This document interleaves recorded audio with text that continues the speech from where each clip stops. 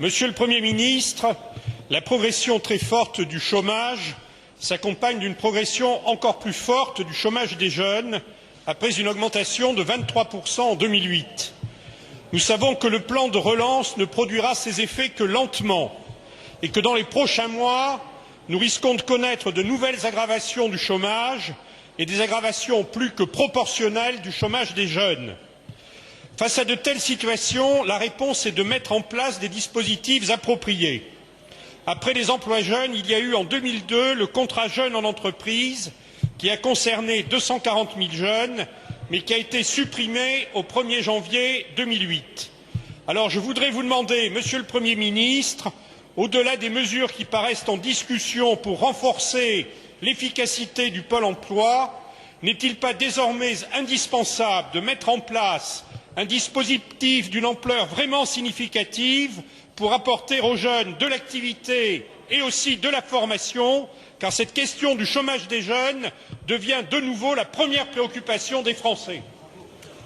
Monsieur le secrétaire d'État chargé de l'emploi. Président, Mesdames et Messieurs les députés, Monsieur le député Daniel Garrigue, je vous remercie de cette question parce que vous avez raison. La situation de l'emploi des jeunes est particulièrement préoccupante en termes d'emploi.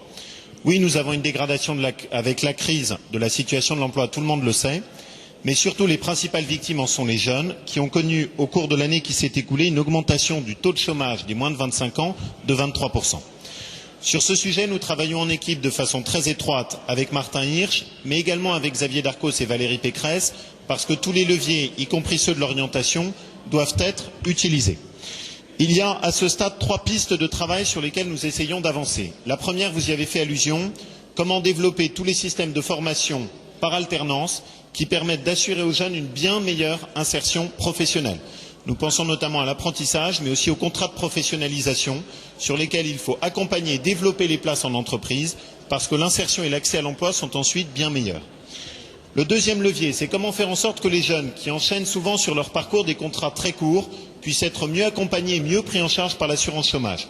De ce point de vue, la convention d'assurance chômage qui a été négociée avec les partenaires sociaux permet une nette amélioration en descendant le plafond de 6 mois à 4 mois et en complément avec les mesures qui ont été annoncées le 18 février, y compris à partir de 4 mois. Ces mesures bénéficieront d'abord aux jeunes qui sont les principales victimes de la crise.